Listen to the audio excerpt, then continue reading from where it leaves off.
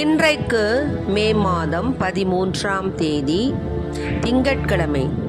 இன்று தேவன் நமக்கு தரும் ஜீவ நீரூற்றான இறை வார்த்தைகள் திருத்தூதர் பணிகள் நூலிலிருந்து வாசகம். இயல் 19 இறை வார்த்தைகள் 1-8 முடிய. அப்பல்லோ கொரிந்தில் இருந்தபோது பவுல் மலைப்பாங்கான பகுதி வழியாக எபேசு வந்தார். அங்கு அவர் சில சீடர்களை கண்டு அவர்களை நோக்கி, நீங்கள் நம்பிக்கை கொண்டபோது தூய ஆவியால் ஆட்கொள்ளப்பட்டீர்களா என்று கேட்டார்.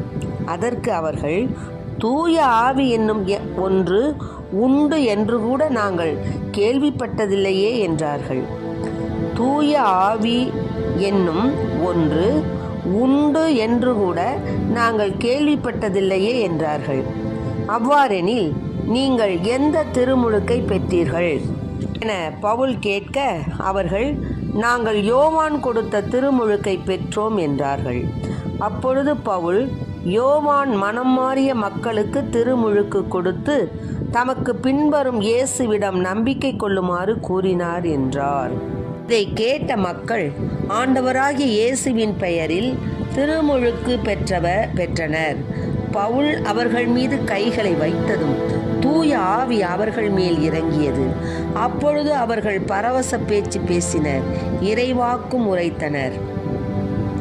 அங்கு ஏறக்குறைய 12 பேர் இருந்தனர்.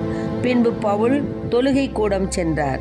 அங்கு அவர் 3 மாதங்கள் இறையாட்சி பற்றி துணிவுடன் மக்களோடு பேசி அவர்களோடு விவாதித்து அவர்களை நம்பச் செய்தார். ஆண்டவரின் அருள்வாக்கு. இறைவா உமக்கு நன்றி.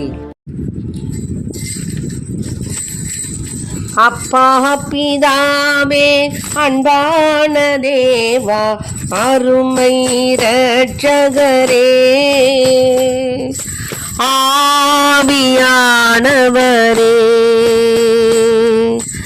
அப்பா பிதாவே, அன்பான தேவா, அருமை இரட்சகரே, ஆவியானவரே. எங்கோ நான் வாழ்ந்தேன், அறியாமல் அலைந்தேன், என் நேச தேடி வந்தேன். எங்கோ நான் வாழ்ந்தேன், அறியாமல் அலைந்தேன், என் நேச தேடி வந்தேன். நெஞ்சார அணைத்து முத்தங்கள் கொடுத்து நிழலாய் மாறிவிட்டேன். நெஞ்சார அணைத்து முத்தங்கள் கொடுத்து நிழலாய் மாறிவிட்டேன். நன்றி உமக்கு நன்றி, நன்றி உமக்கு நன்றி. அப்பா பிதாவே, அன்பான தேவா, அருமை இரட்சகரே, ஆவியானவரே. தாழ்மையில் இருந்தேன், தள்ளாடி நடந்தேன், தயவாய் நினைவு கூர்ந்தீர். தாழ்மையில் இருந்தேன், தள்ளாடி நடந்தேன், தயவாய் நினைவு கூர்ந்தீர். கலங்காதே என்று கண்ணீரை துடைத்து கரம் பற்றி நடத்துகிறேன். கலங்காதே என்று கண்ணீரை துடைத்து கரம் பற்றி நடத்துகிறேன். நன்றி உமக்கு நன்றி, நன்றி உமக்கு நன்றி, நன்றி உமக்கு நன்றி, நன்றி உமக்கு நன்றி. இன்றைக்கு நம் தேவன் தரும் ஜீவ நீரூற்றான இறை வார்த்தைகளை கேட்டோம். பாருங்க, திருத்தூதர் தூய ஆவி என்னும் ஒன்று உண்டு என்று கூட நாங்கள் கேள்விப்பட்டதில்லையே என்றார்கள். பாருங்க, இப்படியாக தூய ஆவி இருக்குதா இல்லையா, அவர் யாரு என்ன ஒண்ணுமே தெரியாம இருந்த மக்கள் மீது, அதாவது அந்த சீடர்கள் மீது பவுல் கையை வச்ச உடனே என்ன ஆயிடுச்சு? எல்லாரும் என்ன பண்ணிட்டாங்க? துணிவுடன் பேச ஆரம்பிச்சிட்டாங்க, பரவச பேச்சு பேசினாங்க, இறைவாக்கு உரைத்தனர். பாருங்களேன், இயேசுவின் பெயரில் திருமுழுக்கு பெற்றனர். பவுல் அவர்கள் மீது கைகளை வைத்ததும் தூய ஆவி அவர்கள் மேல் இறங்கியது. அப்பொழுது அவர்கள் பரவச பேச்சு பேசினர், இறைவாக்கும் உரைத்தனர். பாருங்க, ஆக அப்போல்லா என்ன பண்ணாரு? கொரிந்தில இருந்தபோது பவுல் மலைப்பாங்கான பகுதி வழியாக எபேசுக்கு போனார்.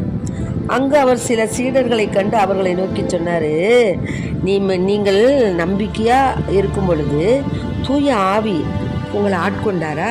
தூய ஆவியால் நீங்கள் ஆட்கொள்ளப்பட்டீர்களா அப்படின்னு கேட்குறாரு. அதுக்கு அவங்க சொல்கிறாங்க, நாங்கள் தூய ஆவி என்னும் ஒன்று உண்டு என்று கூட நாங்கள் கேள்விப்பட்டதில்லை என்றார்கள். அடாடாடா, பாருங்க, இப்போ இதிலிருந்து தெரிஞ்சுக்குங்க, ஒன்றும் இல்லாமையிலிருந்து தேவன் உருவாக்குகிறார்.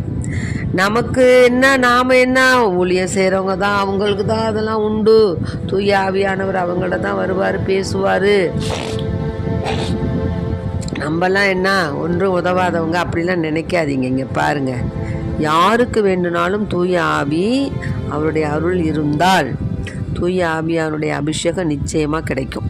இப்போ பாருங்களேன், தூய ஆவி என்று ஒன்று உண்டு என்று கூட தெரியாத அந்த சீடர்களுக்கு தூய ஆவியானவர் இறங்குகிறார். பார்த்தீங்களா?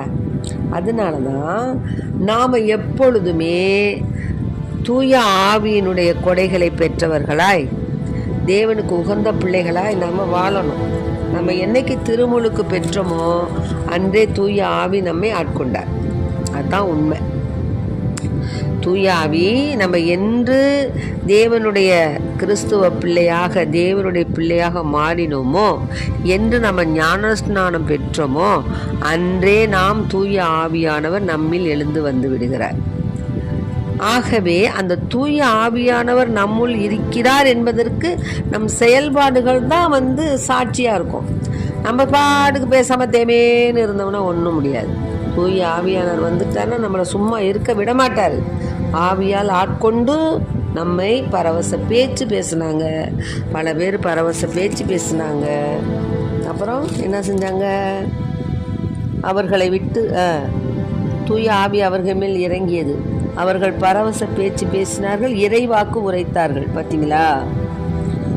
ஏறக்குறைய 12 பேர் இருந்தனர். பின்பு பவுல் தொழுகை கூடம் சென்றார். அங்கு அவர் 3 மாதங்கள் இறையாட்சி பற்றி துணிவுடன் மக்களோடு பேசி அவர்களோடு விவாதித்து அவர்களை நம்ப செய்தார். சிலர் கடின உள்ளத்தோராக இருந்தாங்க, நம்ப மறுத்தாங்க. அந்த திரண்டிருந்த மக்கள் முன்னால் இந்த நெறியை இகழ்ந்து பேசினாங்க. அவர் அவர்களை விட்டு விலகி என்ன பண்ணாரு? தம் சீடரை தனியே அழைத்து கொண்டு திறனு மன்றத்தில் நாள்தோறும் விவாதித்து வந்தார். 2 ஆண்டுகளாக இவ்வாறு நிகழ்ந்தது. ஆசியாவில் வாழ்ந்த யூதர், கிரேக்கர் அனைவரும் ஆண்டவரின் வார்த்தையை கேட்டனர். பார்த்தீங்களா? ஆக தூய ஆவியானுடைய அபிஷேகம் நமக்கு இருந்தது என்றால் நாம் இறைவனுக்கு சாட்சியமாக வாழ்வோம். இறை ஊழியத்தில் பங்கு பெறுவோம். இறை ஊழியன்னா என்ன? நம்ம போய் வெளியிடங்களுக்கு போய் சொல்லணுங்கிற அவசியம் இல்லை. நாம் இருக்கக்கூடிய பகுதி, நாம் இருக்கக்கூடிய வீடு, நாம் இருக்கக்கூடிய சுற்றம் சூழல், நாம் செய்யக்கூடிய செயல்பாடுகள், நாம் போகின்ற இடம், வருகின்ற இடம், இது எல்லாற்றிலுமே நம்ம தூய ஆவியானவர் நம்மளை என்ன செய்வார்? நிரப்பி அவர்களிடம் இறை வாக்கு உரைக்க நம்மை தூண்டுவார். இது உண்மை. ஆகவே அன்பு பிள்ளைகளை, இன்று ஒரு பிரதிக்கினை எடுத்துக்கோங்க. இந்த தூய ஆவியானவருடைய நவநாள் இப்பொழுது நடந்து கொண்டிருக்கிறது. அந்த தூய ஆவியானுடைய நவனால் நாம் தினந்தோறும் சொல்லி தூய ஆவியானவரால் நாம் அபிஷேகம் பெற்ற மக்களாய் அவருக்கு நாம் ஊழியம் செய்யக்கூடிய ஆசீர்வாதம் நமக்கு என்றென்றும் தலைமுறையாக நமக்கு கிடைக்க வேண்டும் என்று ஒவ்வொருவரும் அன்றாட வேண்டும். இந்த உலகத்தில் நமக்கு எதுவுமே சதம் இல்லை. நாம் நிற்பதும் நிலைப்பதும் ஆண்டவருடைய கிருபையால். நமக்கு வரக்கூடிய ஒவ்வொரு சொத்தும், ஒவ்வொரு சொந்தமும், ஒவ்வொரு பொருள்களும் இறைவனால் கொடுக்கப்பட்டது. கடைசியில் நம்ம இந்த மண்ணை விட்டு போகும்போது எதுவுமே நம்மோடு வரப்போவதில்லை. நாம் செய்த ஊழியமும், நாம் செய்த நன்மைகளும், நாம் செய்த தர்ம காரியங்களும், நாம் செய்த நேர்மையான செயல்பாடுகள் மட்டுமே நம்மோடு வரப்போகிறது. இதை ஆழ்ந்து நம்ம சிந்திச்சு பார்த்தோம்னா நம்ம யாருமே பாவம் செய்ய மாட்டோம். ஆனால் அதை சிந்திப்பதில்லை. நாள்தோறும் அதை சிந்திக்க வேண்டும். சிந்தித்து தியானித்து தூய ஆவியானுடைய அபிஷேகம் பெற்றவர்களாய் நாம் வாழ்ந்து தூய ஆவியானவரால் நாம் இறைவாக்கு உரைக்கக்கூடிய ஊழியத்தை நாம் செய்வோமாக. ஆமென். இயேசுவுக்கு புகழ், இயேசுவுக்கு நன்றி. இயேசுவின் ரத்தம் எங்கள் ஜெயம். மரியே வாழ்க.